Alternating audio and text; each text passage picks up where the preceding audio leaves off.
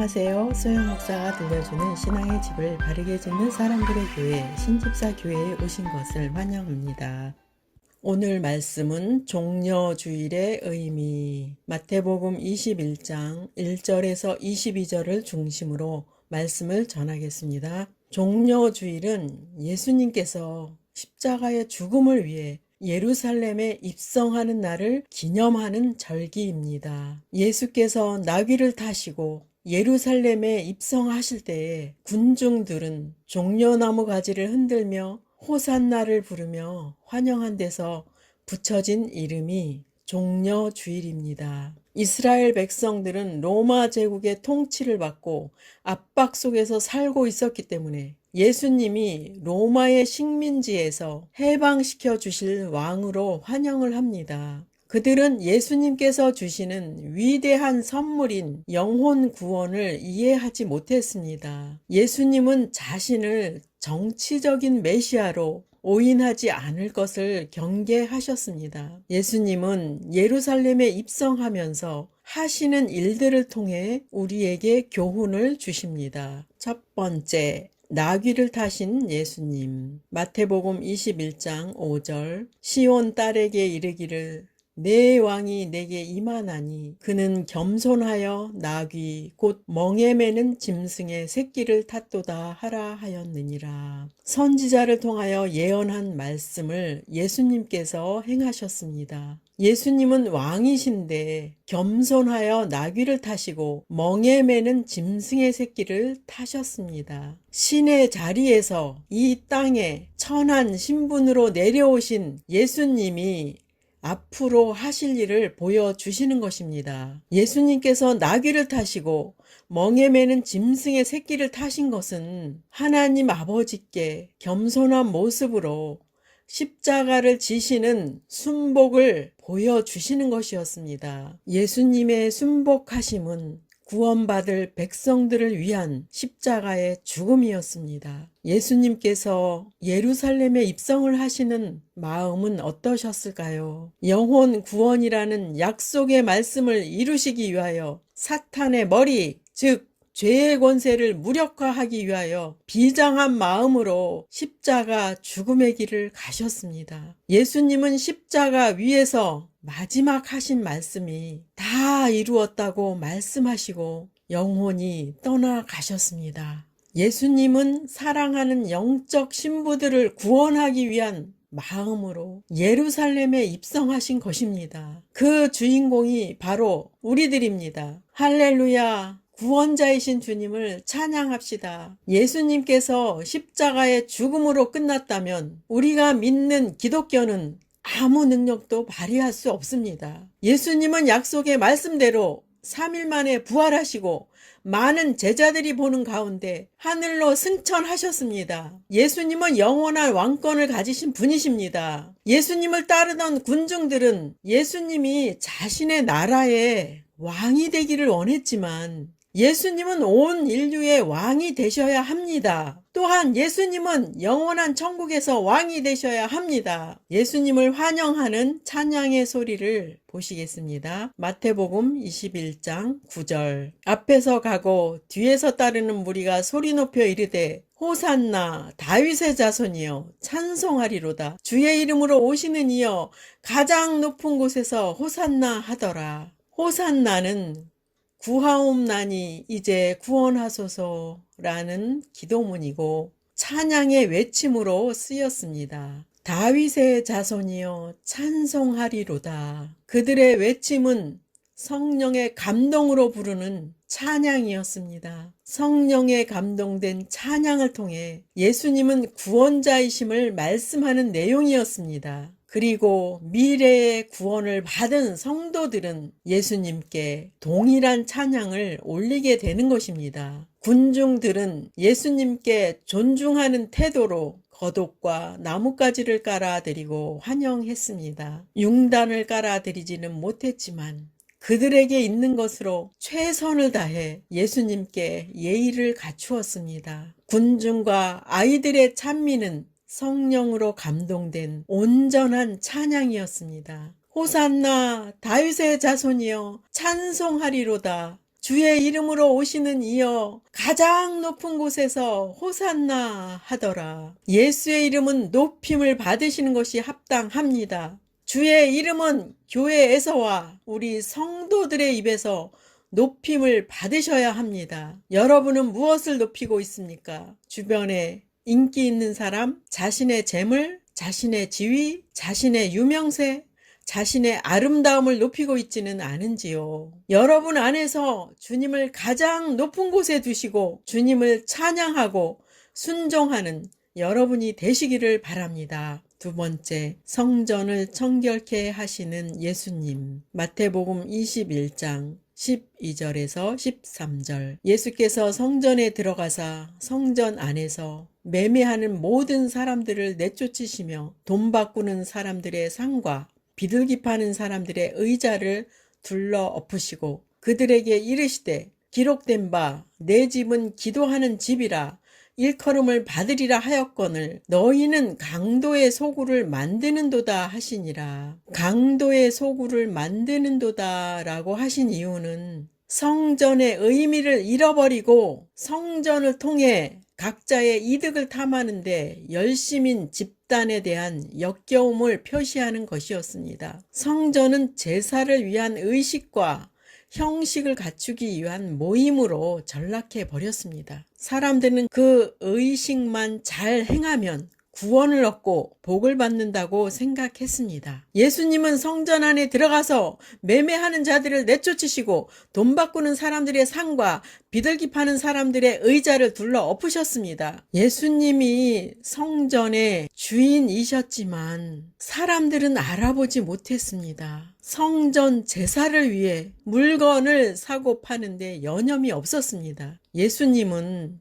성전이 청결하게 해야 함을 우리에게 보여주시는 것입니다. 구원 얻을 백성들의 죄악들을 청결하게 해야 함을 보여주시는 것이었습니다. 보혈의 피로 죄 씻는 생활을 통해 주님이 오실 수 있도록 깨끗한 삶을 살아야 합니다. 성전의 주인공이신 예수님은 성전의 목적을 알려주십니다. 내 집은 기도하는 집이라. 보이는 성전도 우리 몸된 성전도 하나님과 교통하고 체험하는 목적을 위하여 있는 것입니다. 마태복음 12장 6절. 내가 너희에게 이르노니 성전보다 더 큰 이가 여기 있느니라. 네, 맞아요. 예수님은 성전보다 더 크신 분입니다. 그들은 예수님을 보고도 알아보지 못했고 경배 드리지도 않았습니다. 오히려 성령에 감동된 어린아이들의 찬양이 주님을 기쁘시게 했습니다. 그들은 그 어린아이들의 찬양도 기뻐하지 않았습니다. 성전보다 크신 예수님이 과연 이 시대에 오신다면 여러분은 알아볼 수 있을까요? 예수님이 지금 이 땅에 오신다고 해도 육적인 사람은 여전히 예수님을 알아볼 수 없을 것입니다. 육체의 속성으로는 주님을 깨달을 수 없을 것이기 때문입니다. 앞으로 오실 예수님은 왕권을 가지고 오실 것이고 만인이 보는 가운데 구름을 타고 오시고 모든 눈이 보게 된다고 말씀하십니다. 예수님을 구주로 영접하신 분들은 여러분 안에 오신 성령님을 인정하고 계십니까? 성령님을 잊은 채 살고 있다면 우리도 결과적으로 유대인들과 다르지 않을 것입니다. 내 안에 계신 성령님이 인식되기까지 우리는 사모하고 기도하여야 합니다. 이사야 56장 7절. 내가 곧 그들을 나의 성산으로 인도하여 기도하는 내 집에서 그들을 기쁘게 할 것이며 그들의 번제와 희생을 나의 제단에서 기꺼이 받게 되리니 이는 내 집은 기도하는 집이라 일컬음이 될 것임이라. 주님은 우리를 하나님의 성산으로 인도하여 우리의 기도와 예배를 기쁘게 받으시겠다고 말씀하십니다. 주님께서 원하시는 성전의 의미를 이사야 선지자를 통해서도 내 집은 만민의 기도하는 집이라고 말씀하십니다. 성전의 의미는 하나님과 성도가 기도로 묶여서 하나님과 함께 살기를 원하시는 그분의 마음인 것을 깨닫기를 바랍니다. 성전은 하나님과 교통하는 통로가 되는 것이고 여러분은 움직이는 성전입니다. 결론적으로 성전의 의미는 기도하는 집입니다. 쉬지 말고 잊지 말고 주님은 우리와 함께 하시기를 원하시는 주님의 뜻입니다. 세 번째, 무화과 나무 사건. 마태복음 21장 19절. 길가에서 한 무화과 나무를 보시고 그리로 가사 잎사귀밖에 아무것도 찾지 못하시고 나무에게 이르시되 이제부터 영원토록 내가 열매를 맺지 못하리라 하시니 무화과 나무가 곧 마른지라. 예수님은 열매 없는 무화과 나무를 통해 우리에게 교훈을 주십니다. 열매 없는 무화과 나무를 예수님은 저주하시고 영원토록 열매를 맺지 못할 것이라고 말씀하셨습니다. 이 말씀이 주시는 교훈은 무화과 나무의 사명은 열매 맺는 나무라는 것을 깨우쳐 주시는 말씀입니다. 그 무화과 나무는 이스라엘을 가리키고 또한 예수님을 영접하는 성도들을 가리킵니다. 이 세상이 사라지고 하나님의 심판대 앞에 갔을 때에 열매 맺지 못하는 자들의 최후를 말씀하시는 것입니다. 구원은 아무 공로가 없어도 주시지만 상급은 성령님께 순종하는 삶을 통해 가능한 것입니다. 마태복음 25장 15절 쉬운 성경입니다. 주인은 종들의 능력에 따라 어떤 사람은 5달란트를, 어떤 사람에게는 2달란트를, 또 어떤 사람에게는 1달란트를 맡기고 여행을 떠났다. 예수님께서 달란트를 주신 목적은 달란트를 사용하여 이익을 남기라고 주셨습니다. 이 일에 관해서는 분명히 주님께서 찾으신다고 말씀하십니다. 주를 위한 달란트 사용을 위해서 우리는 기도를 해야 됩니다. 그리고 성령님의 인도를 받아서 많은 열매를 맺는 신앙이 되어야 합니다. 그럴 때 우리도 달란트로 이익을 남기는 열매 맺는 신앙이 되는 것입니다. 달란트를 사용하여 많은 이익을 남겨서 주님께 칭찬과 상급을 받는 여러분 되시기 바랍니다. 두 번째 교훈을 보시겠습니다. 제자들은 무화과 나무가 마른 것을 보고 예수님께 질문합니다. 어찌하여 곧 말랐나이까? 마태복음 21장 21절에서 22절. 예수께서 대답하여 이르시되 내가 진실로 너희에게 이르노니 만일 너희가 믿음이 있고 의심하지 아니하면 이 무화과 나무에게 된 이런 일만 할 뿐 아니라 이 산더러 들려 바다에 던져지라 하여도 될 것이요 너희가 기도할 때에 무엇이든지 믿고 구하는 것은 다 받으리라 하시니라. 이 말씀은 모든 성도들이 좋아하는 말씀입니다. 이 말씀대로 된다면 수많은 산이 다 사라질 것입니다. 이 말씀은 우리가 해결받을 수 없는 최악의 한계 상황을 말씀하는 것입니다. 예수님은 성도가 기도할 때에 갖추어야 할 태도는 믿음이 있고 의심치 않아야 된다고 말씀하십니다. 기도하는 동안에 마음에서 믿음이 오고 확신이 주어질 때는 기도 응답을 받게 됩니다. 하나님의 음성을 통해서도 기도 응답을 받게 됩니다. 예수님께서 하늘로 승천하신 후에 이 땅에 남겨지는 성도들을 위해서 기도를 통해 우리와 교제하기를 원하시고 이 땅에서 당하는 시험과 환난과 여러 가지 문제 속에서 기도의 응답을 받는 방법을 말씀하시는 것입니다. 예수님은 천국으로 승천하시지만 기도를 할 수 있다는 것을 말씀하시는 것입니다. 언제든지 이 땅에서 도움을 구하라는 말씀입니다. 기도는 성령님의 인도를 받아 하는 것이 정답입니다. 성령님은 하나님의 뜻대로 간구하게 인도해 주시고 그로 인해서 우리가 드린 기도가 실패하지 않게 됩니다. 로마서 8장 26절 쉬운 성경입니다. 이처럼 성령께서는 우리의 약함을 도와주십니다. 우리는 무엇을 기도해야 하는지도 모르지만 성령께서는 말로 다 표현할 수 없는 간절함으로 우리를 위해 중보 기도를 하십니다. 성령의 인도를 받는 기도가 세 가지가 있습니다. 첫 번째, 성령으로 하는 기도 중에 방언의 기도가 있습니다. 두 번째, 마음의 기도를 성령님이 주장하셔서 깊은 기도로 이끌어 가시는 기도가 있습니다. 세 번째, 내 이성의 생각의 기도가 아니라 성령께 붙잡힌 기도가 있습니다. 이렇게 성령의 인도함 받는 기도를 하실 때 여러분의 기도는 응답이 오게 됩니다. 에베소서 6장 18절 쉬운 성경입니다. 성령 안에서 늘 기도하고 필요한 모든 것을 위해 간구하십시오. 언제나 준비된 마음으로 좌절하지 말고 다른 그리스도인들을 위해서도 기도하십시오. 성령으로 하는 기도는 기도의 폭이 넓어집니다.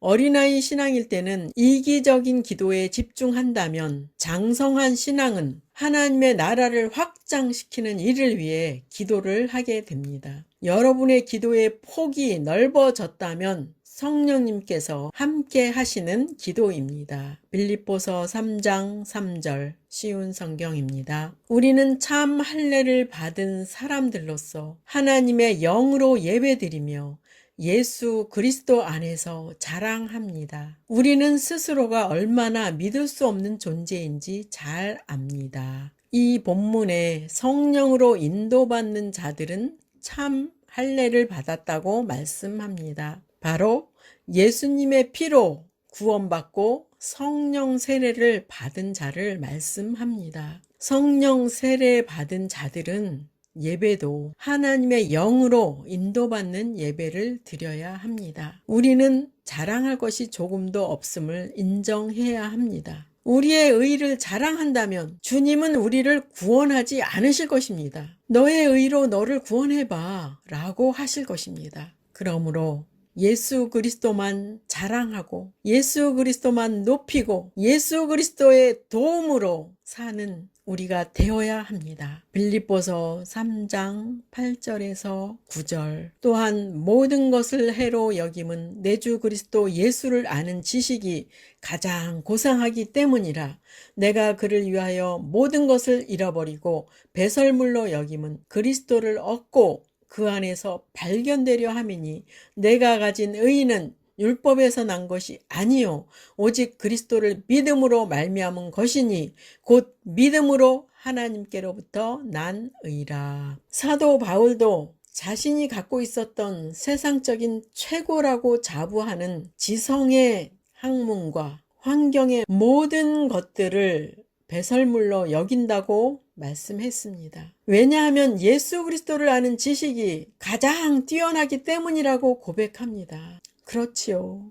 세상 학문은 예수님의 지혜와는 견줄 수 없는 초등 지식에 불과합니다. 우리는 예수님의 지혜를 얻기 위하여 예수님을 많이 알고 경험해야 합니다. 또한 바울은 세상 지식을 배설물로 여김은 그리스도를 얻고 그 안에서 발견되기를 소원하였습니다. 사도 바울은 그리스도를 얻기 위해서 세상의 모든 것을 자기가 가진 모든 자랑도 자신의 어떤 이득에 관한 모든 것도 그리스도를 얻기 위해서 포기한다는 말씀인 것입니다. 사도 바울은 자신이 가진 의는 율법을 행하여 얻는 의가 아니라고 고백합니다. 곧 그리스도를 믿고서 하나님으로부터 주어진 의라고 말합니다. 예수님을 믿는다는 것은 그분이 하신 일을 우리가 마음에서 받아들이고 그분의 말씀을 따르고 미래의 약속을 믿고 조금도 의심하지 않는 것입니다. 내 안에 거주하시는 성령님을 인정하고 그분과 함께 살고 성령님께서 주시는 감동에 순종하면서 사는 것이 믿음으로 사는 것입니다. 구원도 성령님의 역사하심이 있을 때 예수님을 영접하게 되는 것입니다. 기도도 성령님으로 인도를 받을 때 하나님께서 원하시는 기도를 할 수 있습니다. 예배도 영이신 하나님이 함께 하시는 것을 믿고 드리는 예배가 되어야 합니다. 봉사도 나의 의의를 나타나기 위한 봉사가 아니라 성령님의 감동을 따라 순종하는 봉사가 될 때에 하나님의 상급에 참여할 수 있습니다. 오늘 함께 종려주일의 의미를 돌아보았습니다. 예수님은 예루살렘의 입성을 통해서도 우리에게 말씀하시고 깨우치시기를 원하시는 것을 보았습니다. 예수님은 멍에 매는 나귀를 타시면서 인류의 죄를 위해 죽으시고 부활하셔서 온 인류를 구원하시고 구원받은 무리들로부터 호산나의 찬양을 받게 되실 것입니다. 주님은 성전 청결을 통해서 우리의 죄가 용서받게 될 것을 보여주시고 성전의 의미는 기도하는 집이라는 것을 깨우쳐 주셨습니다. 예수님은 무화과 나무의 저주를 통해서도 열매 맺는 자가 되라는 말씀을 주시고 예수님은 하늘로 승천하시지만 태산 같은 문제들을 기도로 하나님께 올려서 응답을 받으라고 말씀하셨습니다. 우리는 이 약속의 말씀을 믿고 행하여 주님의 심판대 앞에 갔을 때에 칭찬과 상급에 참여하는 저와 여러분이 되시기를 부탁드립니다. 마지막 시대를 살아가는 하나님의 백성 여러분, 교회는 다니지만 예수님을 그리스도로 믿지 않는 여러분, 하나님에 대해서 예수님에 대해서 잘 모르시는 여러분, 가나안 성도 여러분, 우리 함께 성경에 근거해서 성령의 능력으로 신앙의 집을 말씀대로 바르게 건축하도록 합시다. 누구나 유튜브에서 신집사 교회를 구독하심으로 신집사 교회 사역에 동참할 수 있습니다. 신집사 교회를 통해 영상으로 선교하는데 동참하기를 원하시는 분들과 함께 연합하기를 원합니다. 아브라함 목사에게 언제든지 연락 주십시오. 우리 주 예수 그리스도의 이름으로 축복하고 또 축복합니다.